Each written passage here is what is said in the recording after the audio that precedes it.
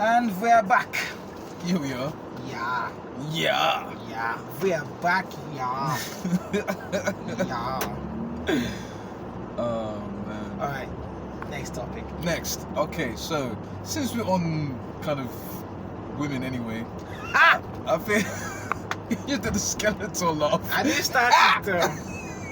Blame me. I didn't start it though. I feel like this is a nice segue. So I'll finish it. the next thing I wanted to discuss, I came across this video yesterday, which I found very interesting. A psychiatrist called Dr. Orion Tarabam, and he was talking about this concept of essentially what I would call translating womanese into mannish, right? Because oftentimes things get lost in translation.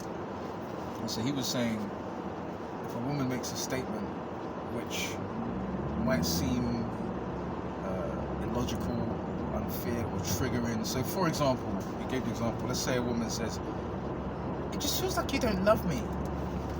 Or like, but we never go out. Or one of these statements which doesn't make sense logically. He said a way to translate it in your head is to sandwich it between two things. And so if you imagine you're saying, in your head you're saying, I feel like you don't love me, and then at the end you put right now. So you would say, I feel like you don't love me right now. Right? This is assuming they say something which you might perceive as negative. And then the twist was, at the end, he also said you should do it with positive statements too. So let's say a woman says, I think you're the most amazing man I've ever met. In your head you should be thinking, I feel like you're the most amazing man I've met right now.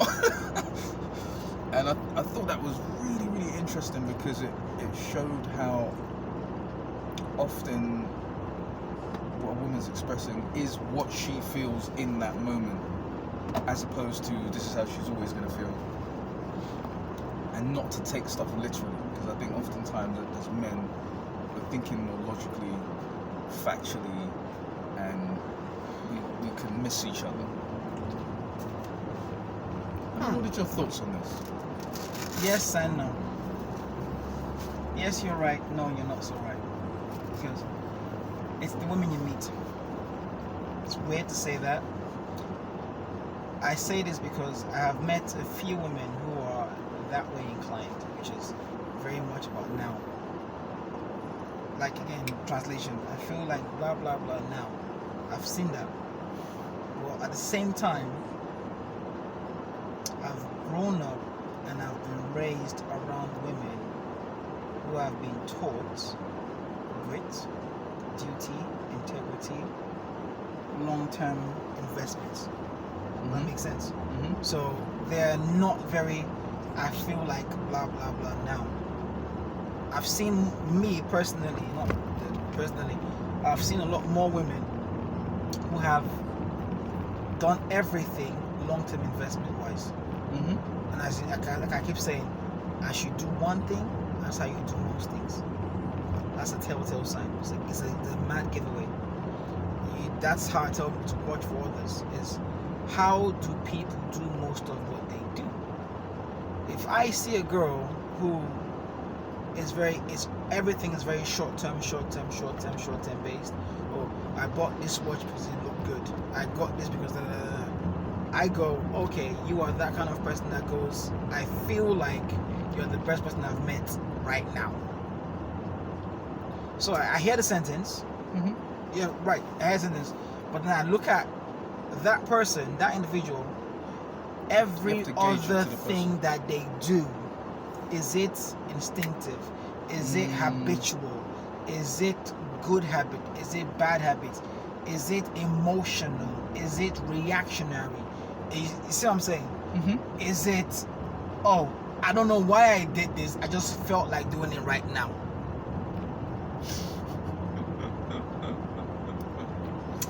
That's where you go, is that kind of person I want to invest in? I like that. Thank you. What I would say is, when I heard that, I was thinking that's such a useful tool. It's a great tool. The comment section was crazy. There were men that were like, I wish I knew this 20 years ago. All these men were like, oh my god, this is so on point. Personally, I'm quite blessed because I'm not in a situation where I'm having to deal with that stuff. When I was younger, it would have been really helpful to have that insight and understanding, I would say. And I think it's still a useful tool because depending on who you're engaging with, because what you're talking about really to me is just a difference in terms of maybe emotional maturity and then just also perspective, whether that person does have long-term perspective and how they are. Do you know what I mean? And it makes sense to me that you would not entertain the other thing, you know, women that are, I get that 100%, but I'm thinking of people watching this as well. Absolutely. Right? When I come up with this stuff, I'm like, what could be useful for people potentially? That's true. So I'm thinking of guys out there. Dude, honestly, that translation is perfect. It's on the nose, on the button. It's there. It's that. Is him. I thought so because it does a lot of things. It's like it reminds you that she may be speaking from a place of emotion, first of all, not just like fact, I feel, then statement, and then right now it also reminds you that this could be a transient thing. Yes. So for example, women will say things like, you always blah blah blah blah blah. Now she doesn't literally mean always. Do you know what I mean? if you think, because I used to, when I was younger, I used to drive me nuts. I'd be like, what do you mean always? And you think of all those things you did that went against that. But she's expressing the depth of her feeling. In that moment, she feels like always. You always do this. Yeah, you always blah blah blah. And that's factually inaccurate. But she's not speaking from fact. She's speaking from like how intensely she feels that thing in that moment. And I think without that kind of filter or lens to kind of remember that, men can kind of get the wrong end of the stick. So I think a lot of men get that, like you said, they get the wrong end of the stick a lot more than they even know. And they go, yes. well, why is she with that? But I never did that. You are not. You want to learn to read between the lines. Yes. You always do this, you always do that. But I never do that. When did I? Yeah. How did I? What do you mean by? What did you? Dude, you're right. It's literally like talking two different languages sometimes. With men and women, it's so funny.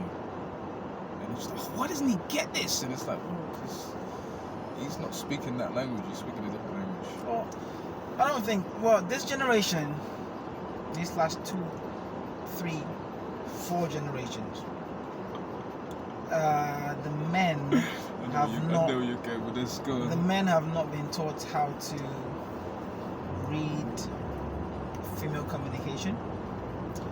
The women have not been taught what men want.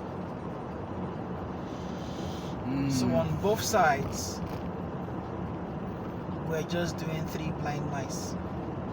Jeez. Everyone is just clashing, and wishing, hoping, and praying it works. And what you're seeing is, it's not working. It's not working.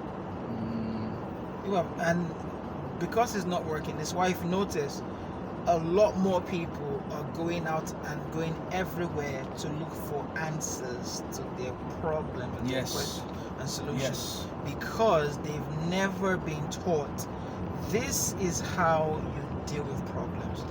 This is how you handle stress. This is how you handle other men. This is how you handle other women. This is how, as a woman, you handle women. This is how, as a woman, you handle men. This is how, as a man, you handle men. You see what I'm saying? It's not that. This is part of the reason we're doing this, right? It's because that information is not there. They've not been taught this, so they're constantly. I'm just gonna, throw it on the wall and see what works. And then when this works for girl A, they go, okay, I keep using this magic trick card. But then girl B goes, nah, it doesn't work on me. And you go, God damn it, I've got to start again. So it's that continual problem. continual situation, but no one learns, no one knows. Sometimes it's just about being quiet and just listening to that person and what they want, what they need. And to, like you said, translation, right? Read in between the lines. So in a way, try not to take what they say too seriously. Yes. Oh man, that's huge. Because if you did that, you'd be stressed out, you'd be worried, you'd be panicked, you'd be angry, you'd be everything else. I used to be so stressed out. I mean, I'll give you an example. A situation happened this week where I'm with my lady and she gets a call. It's been a bit of an emergency with a family health issue, and she kind of goes into sort of panic mode. Oh, do I need to get a flight? Do I need to jump on? My mind just goes like immediately. It was like solution focused. Because I could feel, alright, I felt a little bit of like, what is that? I felt a little something, like it was really slight, and then my mind went straight to logical. It was like, okay, what's the actual situation right now? Can you communicate with that person? They're actually not even on land at this point, they were like at sea. So I'm like, okay, do they have access to Wi-Fi, to do blah blah blah? How long would it take them to get to hospital? Like my mind just went straight into solution focus, and thankfully she kind of caught up after a while. Like she had the initial kind of meltdown thing. Before it would have taken longer, but it was a much quicker process. Like for her to kind of join me in that space of like, okay, so what's the next logical step? Whereas, you know, when I was younger, I would have probably been a lot more like, you know, oh, she's freaking out, I'm freaking out. We're both kind of, do you know what I mean? Because I didn't have that example there or that guidance. See, the thing about that solution-based situation, I tell guys this, and I go, you are solution-based, but you have to learn to be quiet sometimes. So you have a solution, just let her talk. Because that's also the problem, is that she wants to talk, she wants to vent, let this out, because she's come to you because you are the one who she cherishes the most. That's why she says all of this and vents and rants to you, because you are the one who she cherishes the most, right? So you get the most of the talking. Lucky you. Lucky you, yay! Woo! You see my point? So you have a solution. She wants a solution after she's finished talking. Oh, bro. This is gold. She knows. This is gold. Say that again. This is gold. Say that again. That's so on point. That's so on point. She knows, okay, you know the solution, and she knows you have a solution, but she wants the solution after she's finished talking. Yeah. Because she needs to process what she's There you go. experiencing. And how can she process it? By bringing it out, not holding it in. Bringing it out, talking about it, bouncing off you. Sometimes you don't even have to say the solution. She says it herself. Yes. She just wants you to be her rock. This is so on point. I actually wrote a poem about listening yesterday, and it fits perfectly what you're saying. It's very short, so I'm going to quickly share it. That's alright, please do. It fits perfectly with what you just said. Okay. You're getting some poetry too. You people are getting blessed. So this is called The Listeners. A tiny percentage of people actually know how to listen. They listen to understand rather than to reply. Their tongues are their servants, not their masters. To these rare souls, people become as open books, which somehow have never been read. Beautiful. Thank you, sir. Beautiful. It was lovely. Thank you. And I say that as someone who was raised around a lot of female energy. I I was made a listener by force, and what I found when I got older is, just like you said, when you listen, people just open up, they tell you things they didn't even mean to tell you. Sometimes people tell you something and you can see they catch themselves almost like, oh, did I just say that? Why did I open up that much? Why do I feel that comfortable? Because your silence is non-judgmental.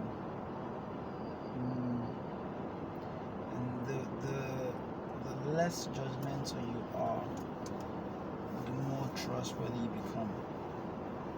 The less judgmental you are, the more people will feel the need to want to talk. It's a beautiful thing.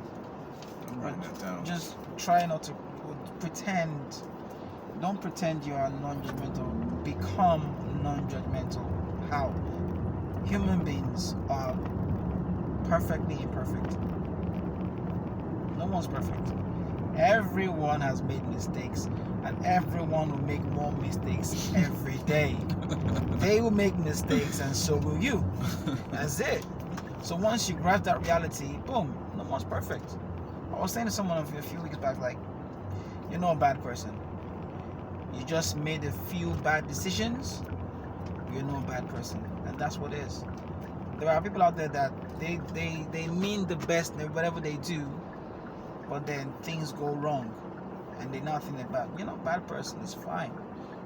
We've seen worse. I've seen worse. Human beings are human beings.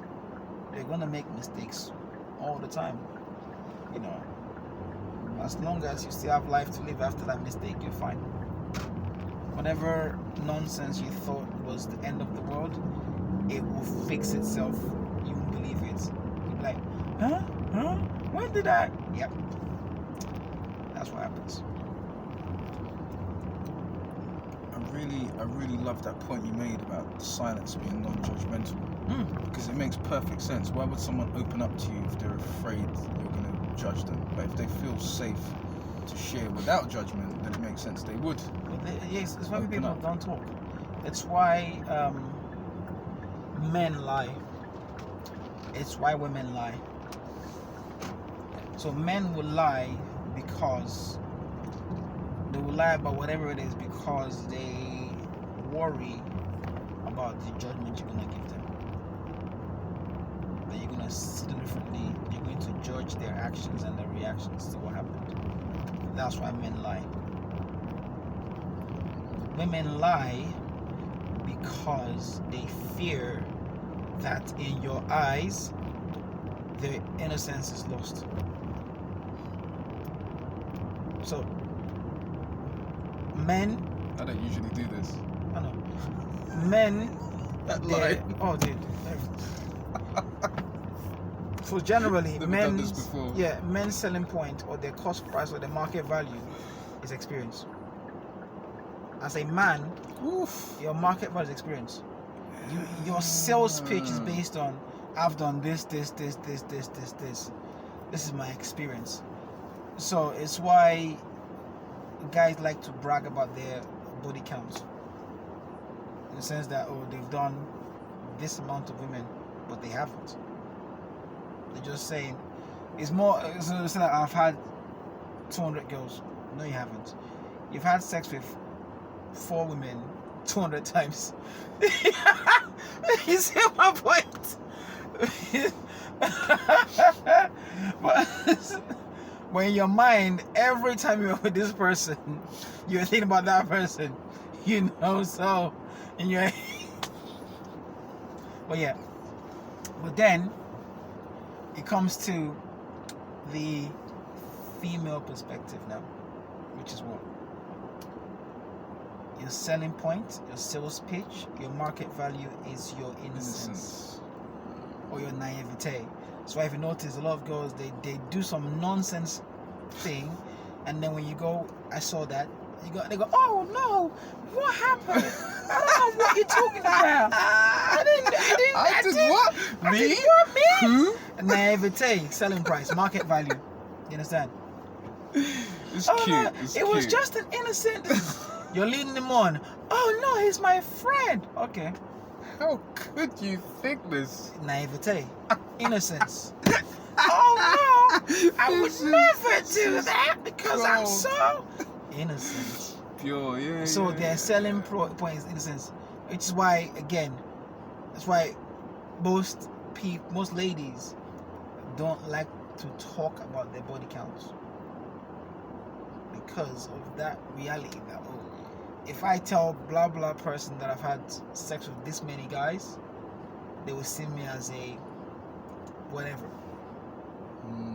Because that's how their brain thinks. Oh no, I can't say I've done it with this many people because that means that I'm a this, I'm a that. Fire.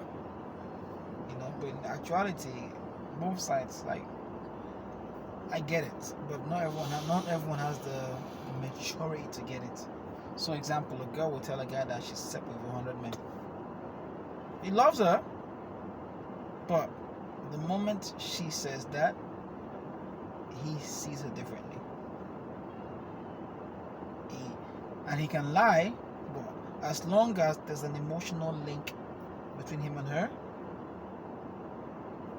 the game has changed. Everything has changed. He has now, whether it's consciously or unconsciously, he has now demoted her. So she's gone from wife material to wifey to side chick. So to wifey to girlfriend to side chick to link up to whenever I see you, I see you. I wonder how much of this is nature versus nurture. Everything is nature. It's all nature, because again, most of what we're talking about is unconscious behavior. Because I see this, I absolutely see it, and I just wonder, how much of this is just because how we are, and how much of it is kind of learned. You want behavior. the male or female first? Either. All right. So, from the male perspective, for the male, the male's point of sale or market value is experience. Why? Because as a quote unquote leader, sense. As a leader, you need to be the. It's in my first role. You know what you're doing. I know what I'm doing. For survival, that makes sense, right? The leader who doesn't have their left and right foot properly is going to lead his people into destruction. So whether it's family, whether it's sex, whether it's business, whether it's growth, the people you are leading have to see that you know what you are doing, which is what experience for you to be a good leader. Now, for the female perspective, it's very much about reproduction. I thought you were going to say that. Yeah. So now, when the female is presumed to be promiscuous, right? The male cannot trust the female. Cannot trust that, because the whole point of copulation is reproduction, is to pass the genetics forward, is to pass the genes to the next generation, is to basically see what the next generation is. I don't care how you think you are, I don't care what you think you are. The entire point of species meeting up, men, women doing all this, is reproduction, is to create the next generation, and it's an unconscious behavior. Yeah, that makes We sense. are primed. We are primed to have offspring. It's our primary wiring. So now the male sees the female that's promiscuous as you are not trustworthy. I cannot be sure that you will be the right person to bear my seed and to raise my offspring. Yeah, or even if the offspring is mine, because that happens. Oh no, lot. I'm coming to that. I'm going to the best case scenario first. Go on. So even if you used to be that and you are not anymore, and you are now reformed, whatever it is, and you are a good, quote unquote, good person, the worry is that traits of your previous partners are still within you. Traits of your previous partners are still in you, and you also pass down those genetics into my offspring. Because what you don't know, or what you know, is that when a woman has sex with a man unprotected, the man's DNA stays within hers. Yeah, it's called a microchimera. Yes. So the man's DNA stays within her. So I call it the Freddy Krueger syndrome, because everyone knows that one. So Freddy Krueger syndrome. Yes, Freddy Krueger, Nightmare on Elm Street. His mother had sex with many men and then gave birth to him, so he had all the traits of all the madmen. Okay. Right. So you now have a child with this person. You get her pregnant now. Now she is the seed holder. She bears the tree. But that tree now, that soil has hints of every other person that she's had sex with in that. So your child would have traits of other men in them. And then you would wonder why, when your child sees your wife's ex, your child recognizes a familiarity in them. This is the world you live in. Whether you believe it or not, I don't give a rat's backside. That's how the world works. Bars. I actually looked up that DNA stuff a little while back. That shit's real. It's been there. I got taught this in my village in Nigeria as a child. Wow. A lot of things I'm seeing today through science, being a science and engineer. I've known this as a child. Your elders were on point. You see my point? These are all old Kemetic teachings. And I've spent my entire life trying to disprove them. You see my point? Why? Here's why. Because if I disprove it and I see they're right, that means I now have further proof to say no. The elders were right all along. You're testing that. I'm testing the knowledge with everything, with science and everything else. So that's why males are very concerned about the females they copulate with and have offspring with. And what's interesting about that is, going back to what you said about things being conscious and unconscious, that stuff you're talking about there, it's operating on an unconscious level. Unconscious. You have no idea. So even if you can't rationalize it, yes. Do you know what I mean? And I think that's the thing with a lot of our behavior. A lot of it's unconscious, and we can't really explain it, but there's just some kind of ick or something about it where you're like, nah, I don't like that. It's unconscious. You are clueless that you're doing that. Clueless. No idea that that's what you're doing. But everything about it's like, nah. So what happens is the men who date corn stars, right? They're not taking them seriously. If you want to know, they are not. They have. Yeah, I was just thinking that. They have like a game plan, like a tenancy agreement. They're like, okay, I'm here for like 5 years. I'm here for like 10 years. Yeah, I'm having some fun or whatever. I'm having some fun until, and then when I'm done, I'm done. But now what happens is the women don't understand that, because women have this general misconception that just because we're having sex, therefore you owe me a relationship. That's my point. Yeah. Just because I'm giving you box, it's transactional. Yeah. I give you box, you owe me a relationship. Guys don't think that way, but because girls think that way, they assume guys think that way. Guys don't think that way at all.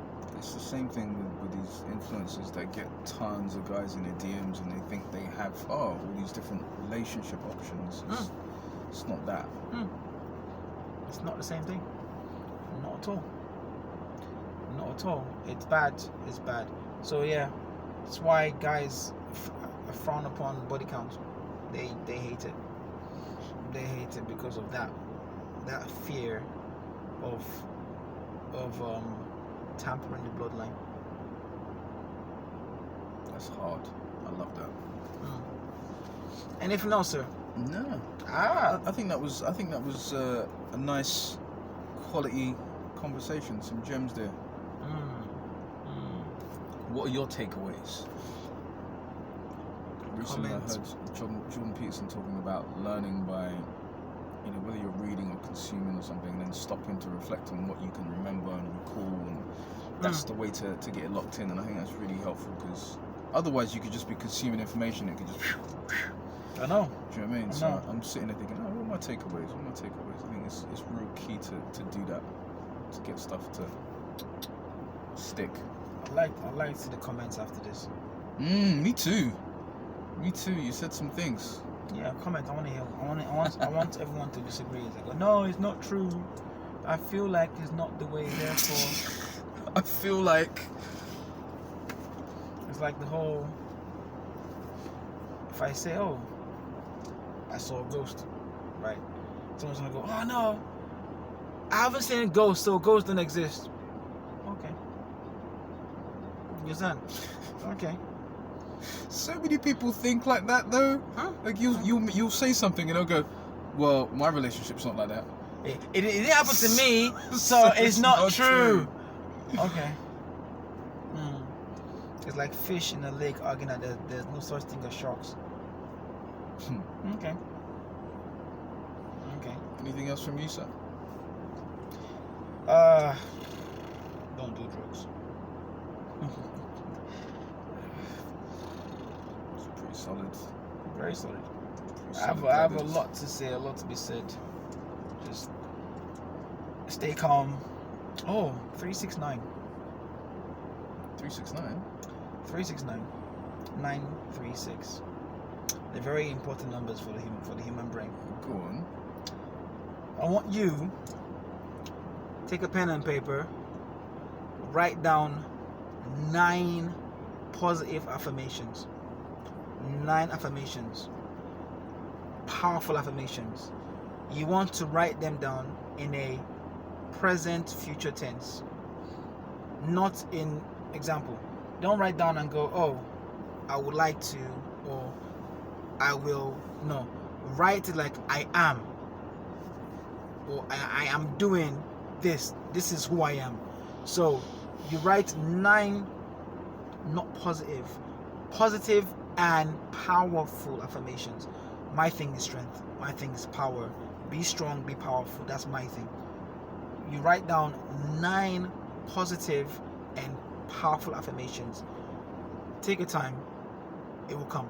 Write them down. You write 9 of them. You verbalize it.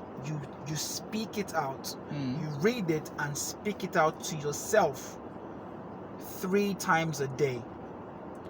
Morning, afternoon, night. You speak it to yourself morning, afternoon, night. Do that for 6 days and you see what happens. Fire. Tesla spoke about 369. It's very important. Your morning, your noon, your evening. We do that for 6 days and see the change. I'm doing it. Also, one more. People talk about meditation. Now I will change the word for this. The term meditation is very old school. People today don't do it, don't know how to do it, can't do it because of the word, but they've not been taught about the word properly. Right. I would say sit down in one place, focus and concentrate on this thing at hand. Imagine you're doing this one task at hand. That's how you do it. That's how you teach them how to meditate. As in, get them to focus on one task. Focus on one thing. Imagine, sit down there, close your eyes, and imagine you're doing that task. Imagine that. Visualize yourself doing that task in that position. Stay still and let only your mind work. Visualize that task. Imagine that task. Complete the task in your head slowly. Now you've done it. Now do your mental reps. Do it again and again and again, as long as you possibly can in that position. That's how you do it. Focusing on doing one thing. That's it. It's an interesting meditation approach. It is. It's a mental focus. It's like, a lot of city folks are very scattered.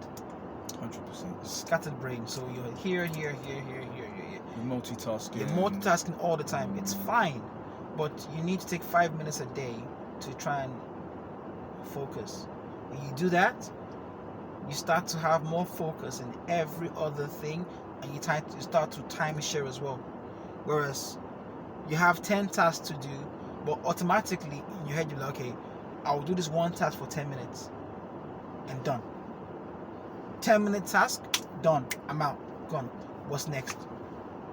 So you're not gallivanting and doing da da da da da da.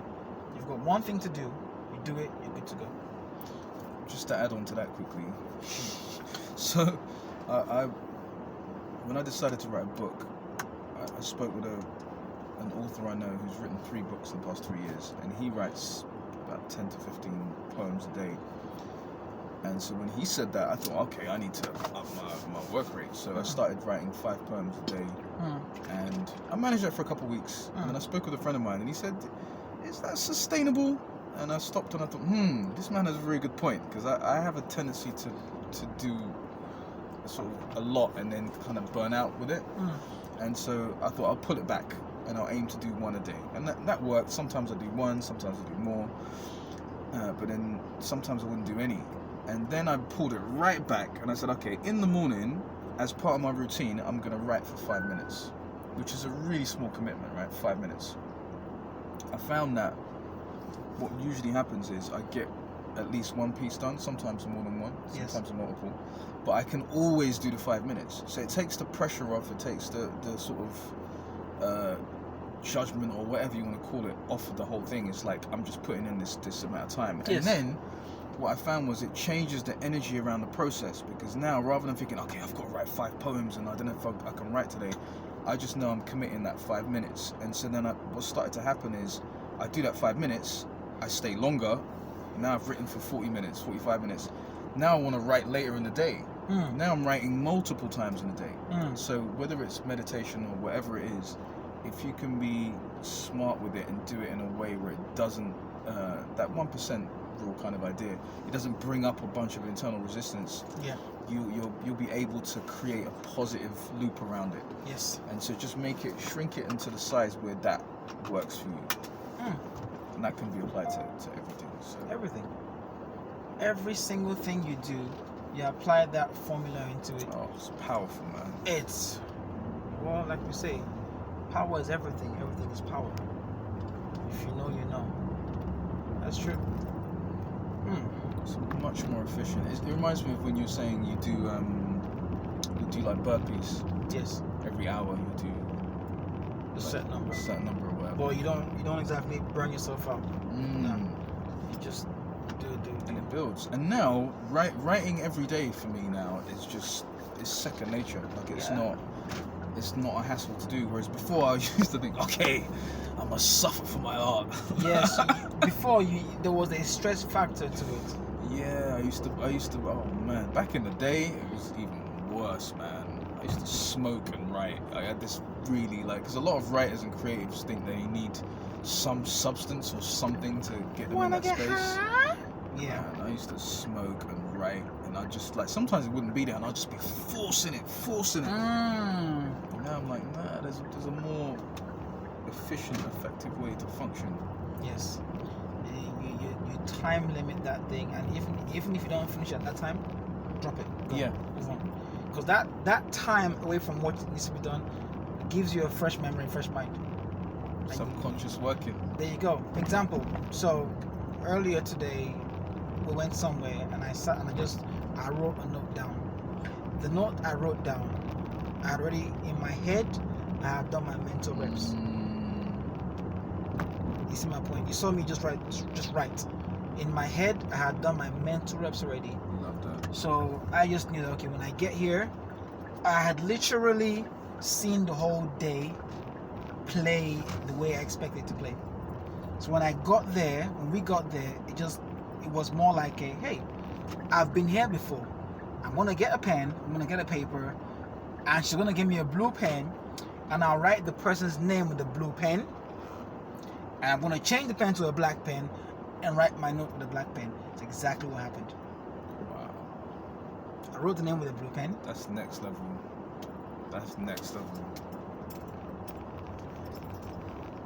In terms of prepping your days like that, Yes. Mr. Pigeons, That's right.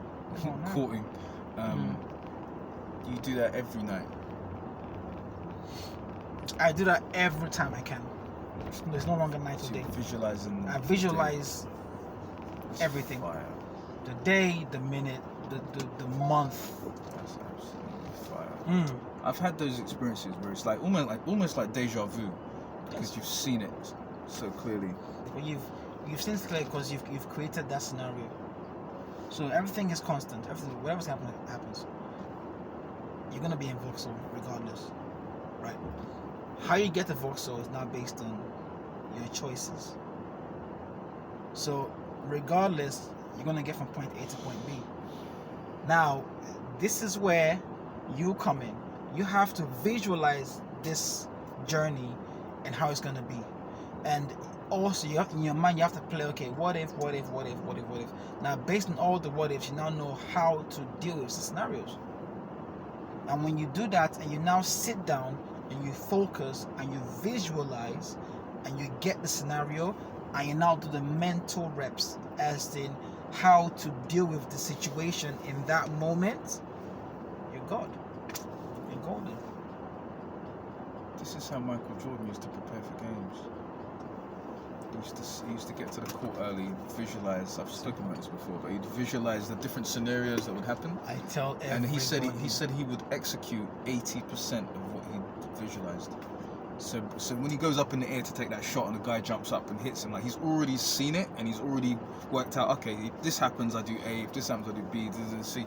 Like, how do you beat someone that's preparing on that level? It's not going to be easy. No. All right, team. That was lovely. That was excellent work, sir. It's been emotional. Peace. Love.